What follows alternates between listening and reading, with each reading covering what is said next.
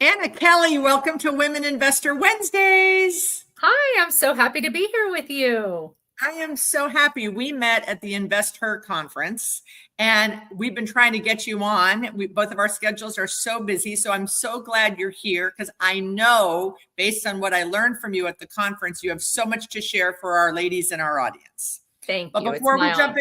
into, so before we jump into your story, just for anybody that might just be tuning in that doesn't know why I'm doing this, 5 years ago during COVID, I read a stat that of all of the investors in commercial real estate, only 3% were women.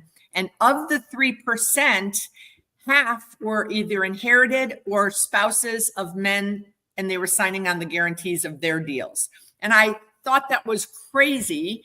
1.5%, I was part of 1.5%.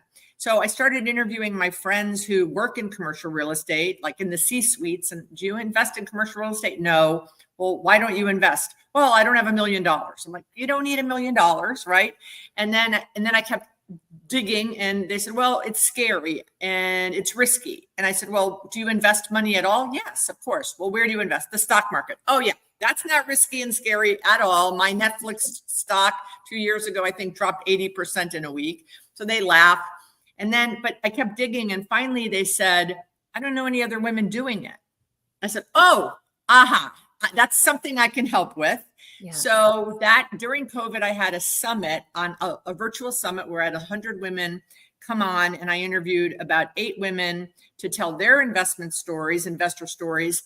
And then 3 years after that, I've had live summits where we've shared people's stories and journeys. And then those women, like in fireside chats, then they've gone into breakout rooms where they show underwriting of deals. And so women in the audience, we're up to about 250 now, can say, well, if she can do it, so can I, right? And I don't educate them how to buy. I just inspire them to think about it. And then they can find education in a lot of different places. But now that I realize that I'm keeping the conference intimate with no more than like 225, 250, I'm thinking, how else can I get the other thousands of women to learn and meet these women like you?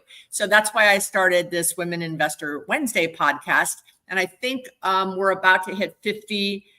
I've interviewed, I think, almost 50 women. And then, those are evergreen, right? These women that might think about investing 6 months ago can find the podcast and meet and listen to stories like yours. And maybe you all will inspire them to think about it and think about it as somewhere else they can invest their money and grow their wealth. So that's my long-winded intro of why you're here and who you're speaking to. So mostly the watchers are, maybe they've done an LP, maybe they're thinking about doing it. So I can't wait for you to share your story that I learned about at the conference. I love that. I love what you're doing. And it's so close to my heart. As part of my story, which I'll share here in a second, I knew nothing about money. I mean, I grew up in poverty. My family didn't have money. They didn't know how to teach us about money. When you have poverty, you make pretty bad decisions about money because it's also, you have a very scarcity mindset and you don't know what to do. And so I basically made a decision at 15 years old, like, my mom was a battered woman, so I'll kind of start there. And she was actually a leasing agent in a Section 8 apartment complex. And so we had, a free apartment, but she had, a very abusive marriage and she couldn't leave. She had 3 babies in 3 years when I was in high school. And then, childcare for that was way more expensive than what she could even make, working 3 jobs. And so I'm the oldest, I had 6 siblings and I'd watch them overnight. And I just kind of was like, this is such a hard situation. Why can't my mom leave? Right. And I realized she had no money. And even though we were Section 8 housing, we lived in an area that was very, very nice. So I went to school with a lot of people whose parents were doctors and attorneys and they had money, and I'd sleep over and think, oh, if I just had money, life would be different. Now, of course, it's not that simple and money isn't the end all be all, but it gives you options. And so I recognize, like, I have to learn about how to be able to take care of myself. I need to be the best at whatever I do. I need to get the college education. I need to learn so that I can support myself. And so that if anything ever happened to me again, and I'm not a man hater, I've been married almost 25 years, right? But I had that mindset of, I will never depend on a man to take care of me. I've got to be able to take care of myself and my children so that if I had a spouse that died or cheated or left or abused me, I'd be okay. And one of the stats, I didn't know it at the time, Beth, but I know it now. If you look at poverty, one of the saddest stats is 80% of those living in poverty are women. And a lot of them are women who are retired, whose husbands died or their husbands left. And so as you get older, you have a much higher percentage statistically to live in poverty. And so part of my passion not only started as I want to be able to take care of myself, right? And then I went into private banking at Bank of America. And that's when I learned what wealthy people do with their money. So I was making good money. I was blowing it all. I went through all this education, but I didn't have a budgeting class. Can you believe you can get a financial advisory? You can get all kinds of security licenses and never go through personal finance classes? Crazy. Right? They just tell you when you're wealthy, here's what you do with it. So, or if you want to get more wealthy, here's what you do with it. But all we're trained on too is stocks, bonds, mutual funds, insurance, and annuities. You're not trained. You're told a little bit. Some people invest in alternatives. Some people invest in real estate or gold or silver, but you're not trained to know anything about it. So your advisors don't teach people about it. And especially women. I saw the same thing. Most of our clients were men because we had the wealthiest clients at the Bank of America at the time, or it was spouses, they'd come in with their spouses, but it was by and large men running the show, men running their finances. And then I went to work for AIG in Houston. I'm from Texas, and I was in their product development division where we created private placement investments, similar to if you're ever going to invest in a syndication. It's a private placement memorandum. It's a private investment. And we put them inside insurance policies so that very wealthy, ultra high net worth individuals, banks, and institutions could grow their wealth tax-free in any kind of alternative investment that we could make insurance compliant. So I had started learning about investments through my career path, but I realized, Beth, at that point, I don't have any of my own wealth. And I've been teaching people to work, put money in your 401k. When you're 65, you'll have $1 million and you'll live on 4%, right? That was $40,000 a year. Well, when I came out working in private banking in 98, I think I made $60,000 a year. And I was like, I'm going to tell all these people to work to live on 40,000 when they're 65 and I'm making 60 and I'm check to check. Now I was check to check because I didn't have good spending patterns, and I was single. I hear you. I was young, so I didn't always have. It took me a long time to develop real financial wisdom, right? And I still have a lot to learn. But my point being that I had this kind of aha moment, and I had a few of my really wealthy clients when I look at their portfolio, they had a lot of real estate, and so I was like, wealthy people buy real estate. Why don't I know anything about this? So I thought about real estate and I started making better financial decisions. So for example, in Houston, as a single person, I blew a lot of money on rent. My rent back then was almost as much as rent is now in certain places. And so I was like, let me just make a better financial decision than I did today. And that's a really important lesson for all women. You don't have to have it figured out. You don't have to have the no future, but how can you make a decision today that's a better financial decision than what you did before? So I bought a condo instead of renting an apartment because I was like, okay, I'll own the condo and then one day I'll move out and buy a house and I can have it as a rental and I can hold real estate. So it was just kind of an idea put in my head. I didn't get serious about thinking about real estate though, Beth, until I was pregnant with my first child. He's 21. So that's how long ago it was. I had bought a house, I had bought a condo, but when I was pregnant with him, I had a lot of complications and I was on bed rest for 2 months. And during that time, my husband had come out of chiropractic college with 6-figure college debt, and he made 1/3 of what I made. And so it was really challenging because I was like, I can't be home with this baby. And as much as I was driven, like I have a strong drive, right? And I wanted to be able to be financially independent and not rely necessarily on my husband to do that. I also didn't want to raise kids that were latchkey kids because I was that latchkey kid that never saw my mama. She loved us. She did her best, but she was never home. So I had this warring, like, how can I get rid of my husband's debt, support him to make more money, work less, find something to dabble in on the side, right? And be home with my kids. Well, all the HGTV shows started coming out. It was like the year or the year before, all the flip this houses. I was like, how hard can that be? I could flip 2 houses and make $120,000 a year. So that's what I'm going to do. So when my baby was 3 months old, we decided to flip a house. I got a traditional mortgage. I did it all the wrong ways. I didn't know contractors, but I'm like, I'm going to bet on me and I'll figure it out as I go. So that's another thing that I challenge women with, like, bet on yourself.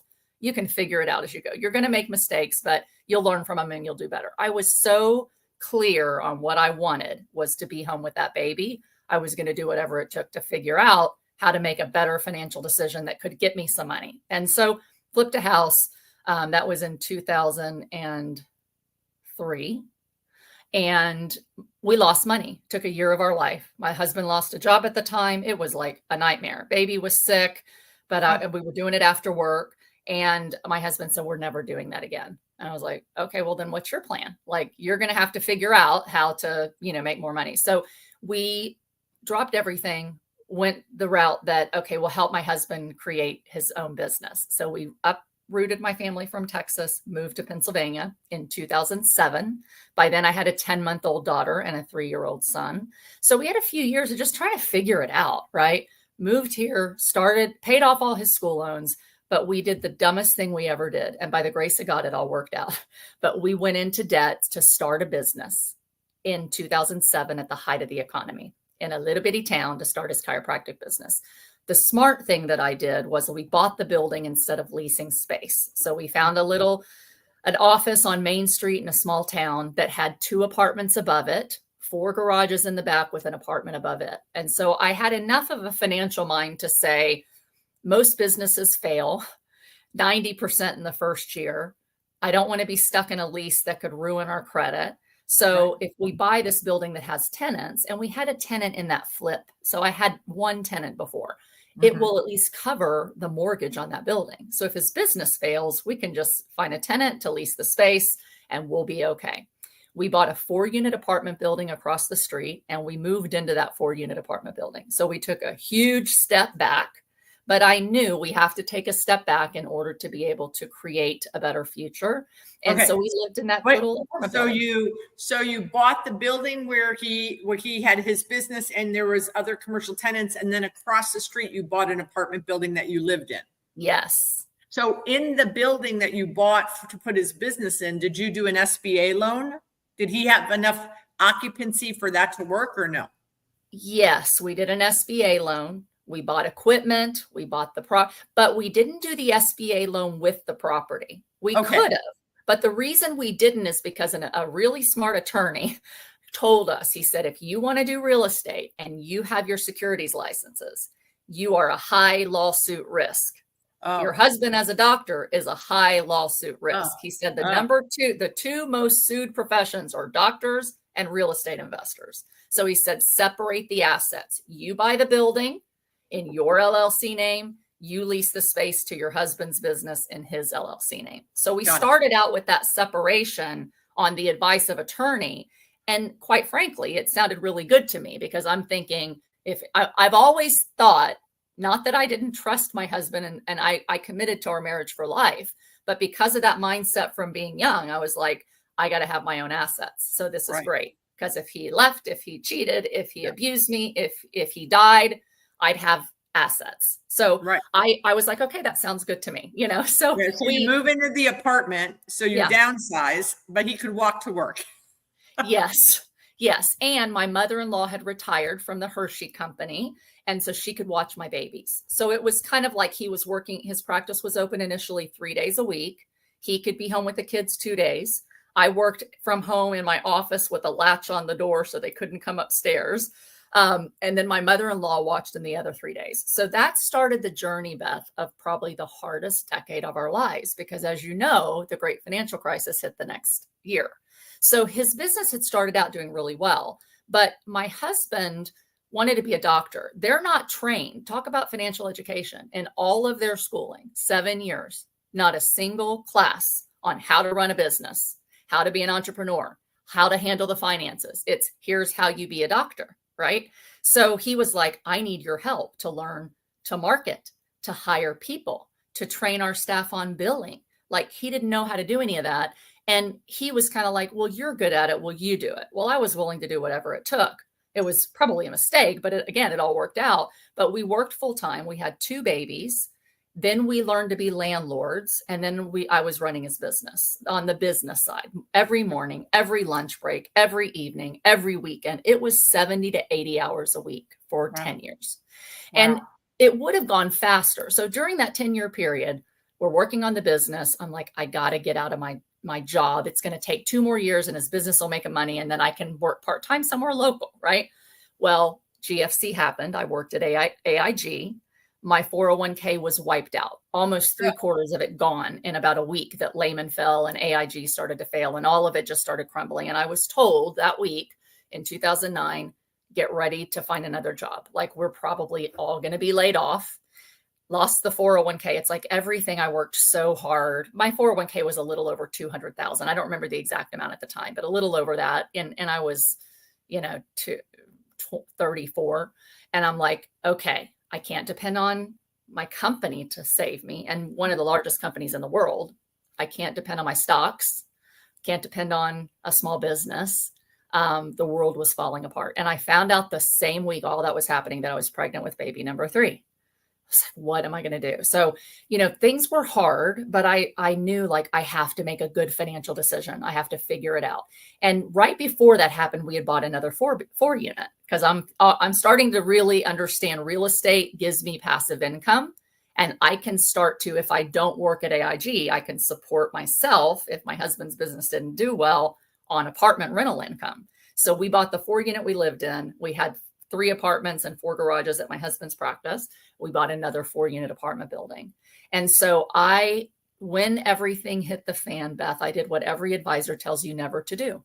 I pulled out my 401k, what I had left of it. I took a 401k loan and I used that to buy another 4 unit because I thought if I can get, and it was about $1,000 a month in income. If I have another $1,000 a month in income, just that little bit more, it's going to make things easier than it was before. So that really started me on this aha moment throughout that next year that the only thing that was going well in the economy is tenants were still paying rent. So even in really bad times, if you're located in an area that has great schools, low crime, low housing supply, and great jobs, people will prioritize paying rent, even if they're struggling, because they don't want to take their kids out of that area. They don't want to lose their job.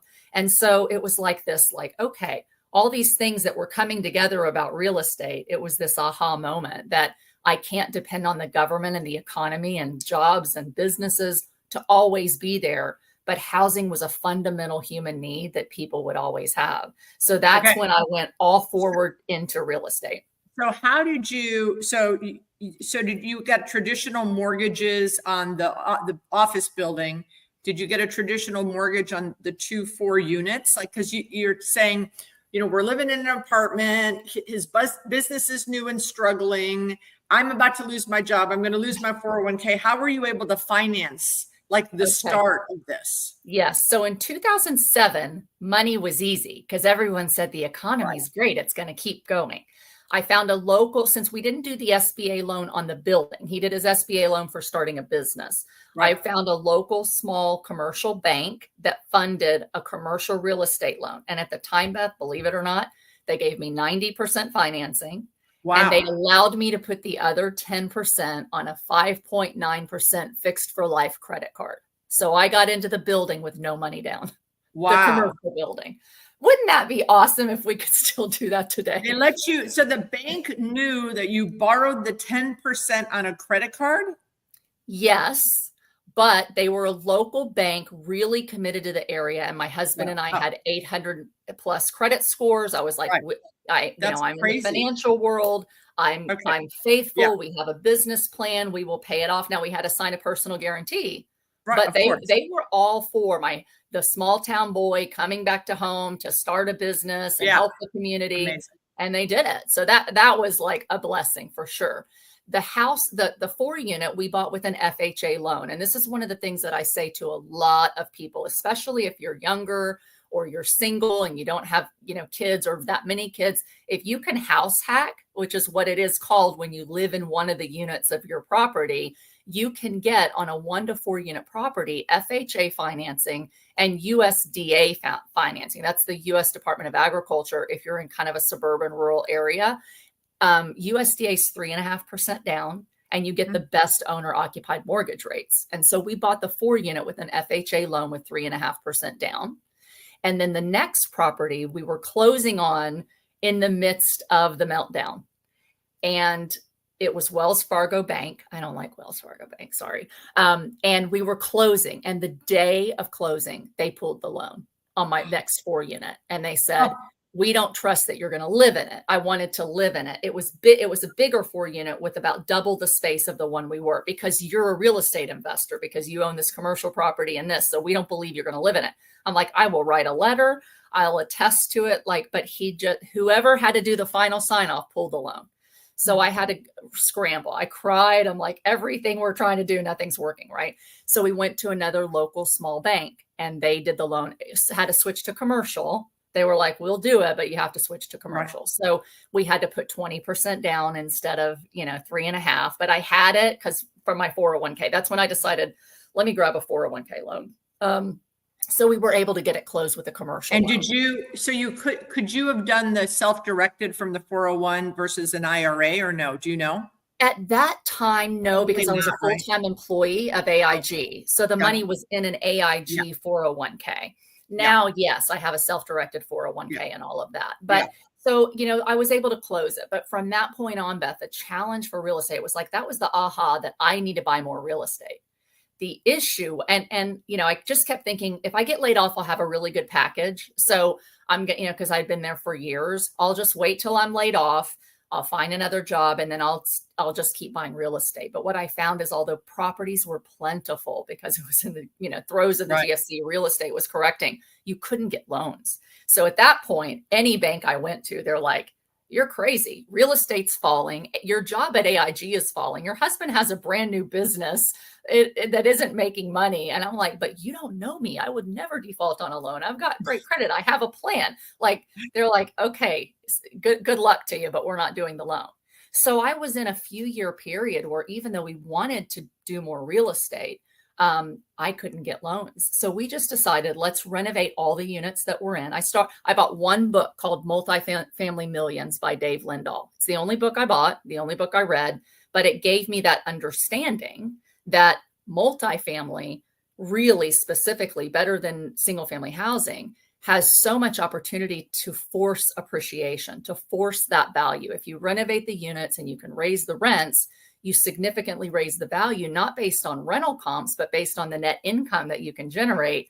Then your sales price is a percentage of that. So that's why we do like multifamily syndication, and we renovate and value add, and then you make the property worth a lot more. So I read that and I was like, did you try to do any seller financing deals at that time? Well, not at that time, because again, I didn't have the knowledge. I didn't know anybody in my small town that was doing real estate. Like, I had relocated across the country. So I did the best with what I knew. And I was just like, how can let me go to every bank until I find one that says yes. And of course they all said no.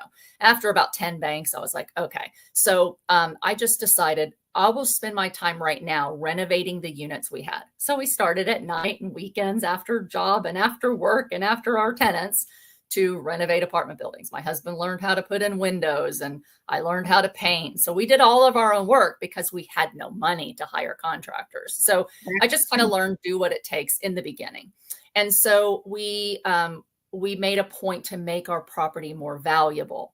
After about 2 years into the GFC, we had all 12 of our units renovated really nicely. And I went back to the little local bank that gave us our first commercial loan that was so easy to work with. And I said, listen, I know I work for AIG. I'll have a great package if I lose my job, but real estate's what I want to do. I've done all of this in the last 2 years. Here's the value. If I get appraisals, will you give me a loan on the equity of those buildings? And since they had the first on one of the properties, they were willing to do that for me. So I refinanced some of the properties with them, and they gave me a first. And then what they started doing is saying, We won't give, you still need to put 20% down, but once you've renovated a building and it's worth more, we'll let you use the equity of that as your down payment on the next purchase. So they had a first and a second on a whole bunch of properties. So I was able to start doing that. Then I realized they tap you out after a certain amount. They're like, okay, you're going a little too fast here, girlfriend, and so their small board says she's taking too much risk, real estate's still struggling, all this stuff. And it doesn't matter how much you tell them how smart you think you are and that you're going to be fine. They all have a risk tolerance. And so I decided I need to go to a real estate investor meetup group. I've never been to one.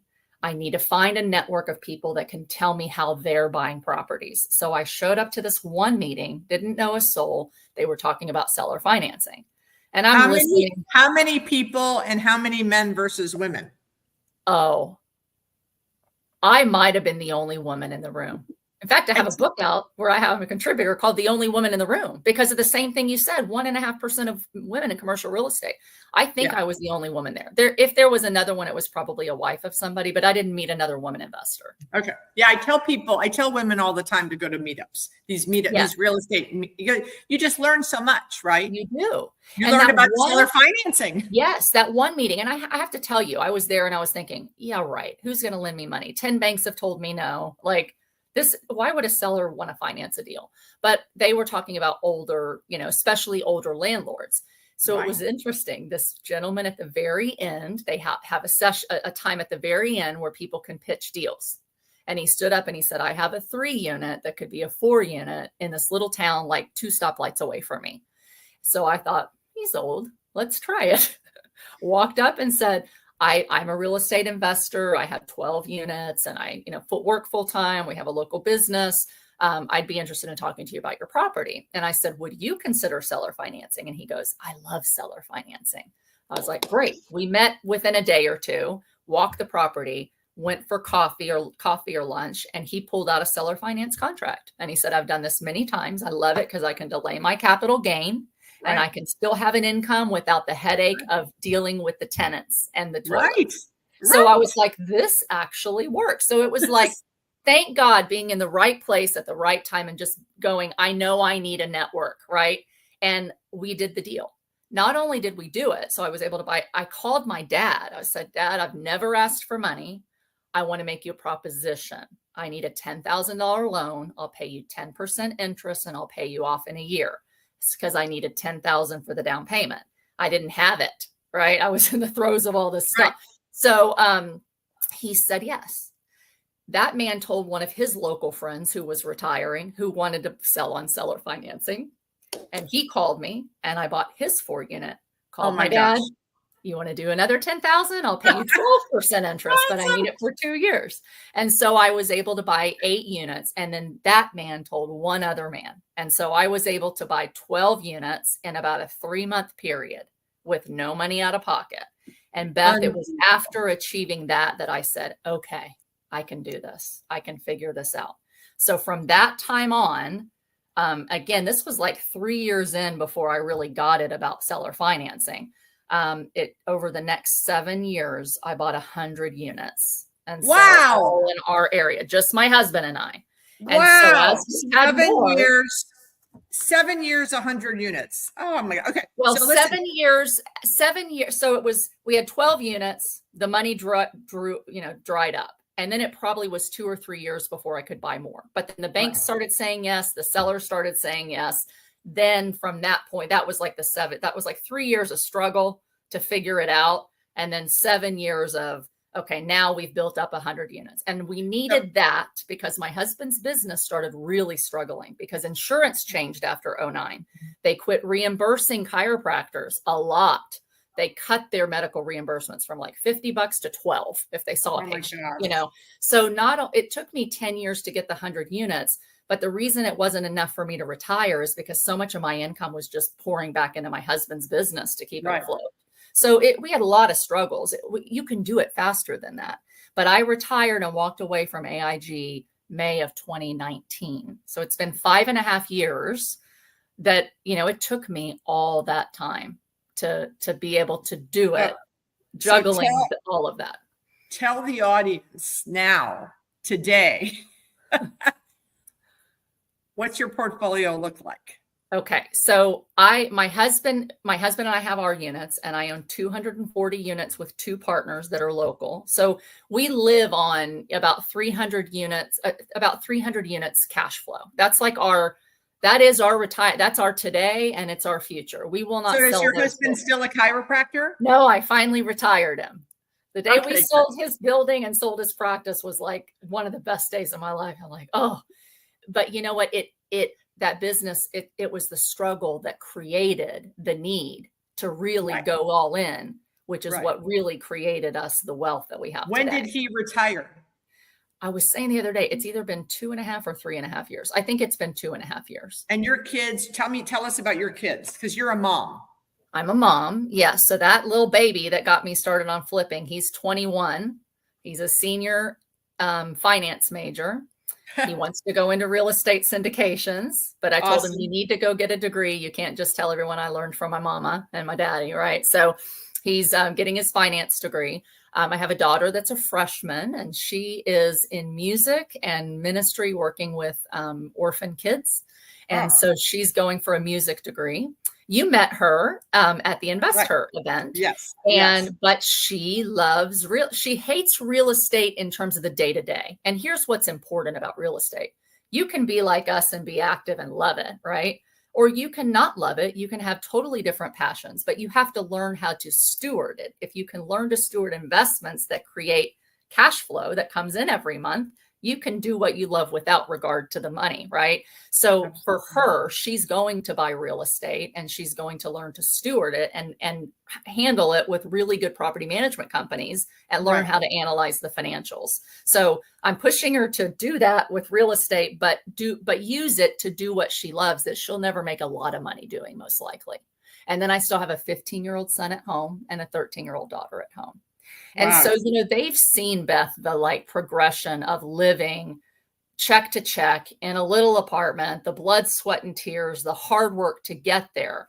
But once I retired 5.5 years ago, that whole time, Beth, we never increased our means. We never lived beyond our means. We never lived on any of it. I took out a small amount of money every month to put my kids in Christian school. Since I couldn't be home with them, I said, okay, we're going to put them in private school. But that's all I ever took out of the business. So when I walked away in May of 2019, it was an easy transition, because I actually had way more cash flow coming in than what I even made at my job at that point. And we just switched to living on the cash flow. But then, because my kids were in school at that point, I thought, well, I'm not going to just, I don't want to just be at home and do nothing. What am I going to do next? And so at that point, I had about 340 units in our own portfolio. So I decided now it's the time for me to start scaling and doing larger complexes, helping investors. And again, my whole career at AIG and Bank of America was helping investors, but now I could do it with, syndicating apartment buildings. And then I started a coaching business. So I had lots of people come to me locally. Will you show us how to do what you do? So I'd coach them one-on-one, but then I started a mastermind, and I started a coaching business. And that really, over the last 5.5 years, that's been my passion, is helping other people, men and women, but especially, those local those moms that are like, I've got young kids and I want to do what you did, and I want to be financial independent. And so the difference in, kind of like you said, you're not necessarily showing them exactly how to do it. I mean, I am, and, especially with starting small, and even how do you get started as a syndicator? But a lot of my clients are actually passive, and they're just women that are going, okay, I hear your story. I need to make better investment decisions. So we start from the beginning. I put on my old private banking hat. What are your financial goals? Just because I do syndications doesn't mean that's what you should do, because your risk tolerance is different. Your financial goals are different. Do you need income? Do you need growth and appreciation for the future? Or do you need asset preservation? Real estate's beautiful because it provides you a little bit of all of that. But there's different types of real estate, different types of strategies, whether it be passive, active, singles, small multis, large, storage, whatever, that might be most congruent with your particular financial goals and with your lifestyle and your time. Because let's face it, money without time to enjoy it and freedom, it can be very, very stressful, and it can actually derail your goals for your life. So what I'm passionate about is helping women say, what's the life you want to create? What are your financial goals? And now how can you build everything that you do, including your investments, to support that life you want to live. And then we go look at different types of investments and help them figure out what's the right thing for me to invest in so that I can move the needle on my financial acumen and on the decisions that I make in terms of what to invest in. And then just in multifamily, the last 5.5 years, I've done about 300 million in large multifamily apartment buildings in several different states. So, and what's syndication. the largest apartment building you guys have purchased? I think it's 510 units. Wow. Amazing. Yeah. So, and do you guys manage them yourselves or do you hire third party? Yeah, the large buildings, I have multiple different models, right? For different reasons. But the big cities, if it's a syndication, we are hiring the best property management company in that city that has, years of experience working with lots of local contractors that can get construction projects done. They can manage and oversee all of that. So we work with a really good third-party property management company. And because I'm invested in a few different cities, they're different companies that we work with. And then as owners, we're basically asset managing that deal. So, we find the deal. We have at least weekly calls, a lot more when you're first buying it, with the property manager and their regional property manager. So a lot of our PMs, they may manage 10,000 units. And so they've got an on-site property manager that they'll hire for the owners. We get to help interview them or whatnot if we want to. And then they have a regional PM who's directing them day to day to make sure that they're hitting our numbers. And so we work with them every week to say, where are you on leases? Where are you with unit turns? What are our complications? How can we get through it? And so it's high level oversight and ownership of the business. I am not boots on the ground. I don't have to take tenant calls. I don't have to deal with the construction. I mean, we do at a high level when we're hiring the company, but it's a much higher level business ownership and oversight, trusting the professionals on the ground, that we use to run those properties.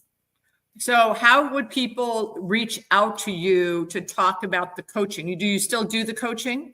I do. I don't have a mastermind right now. I took time off to be with my daughter, who is a senior. And I was like, I only have 1 year left at home with her. So I don't run the mastermind right now. I may launch that again in January. I'm playing with it, but I'm also, as a mom, I'm like in this phase where I'm learning. I'm turning 50 next week. So I'm kind of like, it's taken me a long time to get it and figure things out, but it's like I have 2.5 years left with my son, and I have 4.5 years left with my daughter. And I'm learning that just because I can do more and I love doing more doesn't mean I should. And so have you read the book Die with Zero?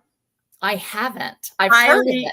Highly recommend if you are a reader or listen to the audiobook. Yes.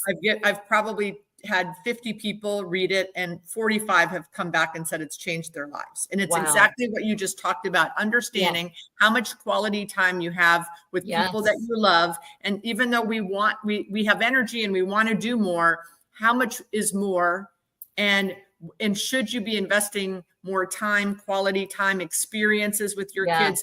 When you pass away and you leave them a big check, what will they value more? The time that you took them on a special trip, or that check when they're maybe 50 or when they're 50? Yes. Love it. Yeah, I will get it. It's very well aligned. There's 2 other books along that line too, just for your readers and for you. One is Life and Air. It's a book that I highly recommend. And it's all about kind of becoming a millionaire of life. Like then you use money and you make good decisions to steward the life you want to live. So it kind of points back to like, what's your purpose, and don't make more money your goal. But make everything revolve around, is this going to feed the life I want to live and what's important to me, or is it going to steal more time away? And so that's a really good one. And then there's another book that I've gone through and I've met the author. He's amazing. It's called The Intentional Legacy by David McIlvaney. And it really talks about leaving a legacy beyond just money. Yes, we want to, it's great if we can develop wealth that we can leave to them, but how do you really leave a intentional legacy that's meaningful, the values, the character, and all of that? So all that to say, to a certain point, we can serve a lot of people. I've got customers, tenants, investors, clients, coaching clients. But at the same time, does that sacrifice the amount of time we want to serve our families and ourselves? Exactly. And so I'm doing less. The last 5 years has been lots of created businesses, served lots of people while my kids were at school. But I'm Right. also, as turning 50, I have less energy at the end. When they walk in at 3 o'clock, I shut down business, but I have less energy to give them by 3 than I did 5 years ago because Naps your are good. hormones Naps change. are good. Speaking Yes, from a 64-year-old, naps are good. But anyway, yes, we need yes. to But close so, this yeah. out. Mhm. So one last piece of advice to anyone that's considering stepping their toe in to the investing world. What would be one piece of advice you'd give the ladies? Sure. I would say truly, and I didn't answer your question, but find a good mentor and coach. Like join your group, get in it. If you're interested in working with me, AnnaKelleyInvesting.com is my website where you can come and book a coaching session. And then we could talk about potentially, larger scale coaching as well. But you really need to find somebody that can help you, that's been where you are. It doesn't mean you need to join a $50,000 coaching program, like to learn about multifamily. That's probably not going to be the best way to do it. In fact, I've had people that have come to me from that. And coaching with me is not inexpensive either, because when you work with people that have experience, they value their time, right? But it is so important that you align yourself with good people, because I tell people, like, what took me that 3 years of stagnation before I figured out seller financing, if I had gone to one of those meetup groups before, I probably would have been further ahead, right? So you learn a lot. You can do a lot yourself by betting on yourself and saying, what do I need to learn now? How can I go learn it? Listen to lots of books and YouTube videos and podcasts, but there's nothing like getting in a room with people that have done it, and then meeting the right people and finding a coach or a mentor that has gone before you that really knows, what you're doing. Right. But in terms of the financial advice, really my best financial advice is really think about the kind of life you want to live. And of course, there's books on, like, what is your why, right? We all have a why, but Right. what kind of life do we want to live? What do we want our life to look differently like in 5 years? 10 years is too far off for most people to think. It just is. And so much changes. But in the next 5 years, what are my main financial goals? Is it income, appreciation, or preservation? What is the economy doing? And is it going to allow me to get there? So I learned a lot, that I could learn a lot about real estate and investing. But if I didn't understand the economy, I'd make a lot of dumb decisions, like a lot of debt in 2007. Right. Well, So I think that is unbelievable advice. I think finding the mentor and a coach. So we will put in the show notes how to reach you. And I'm just so appreciative that you joined us today. And I hope that you come back and maybe one day come to one of our summits. I would love that. It's been my pleasure. Thank you, Beth. Thank you, Anna. Have a great day. You too. Bye-bye.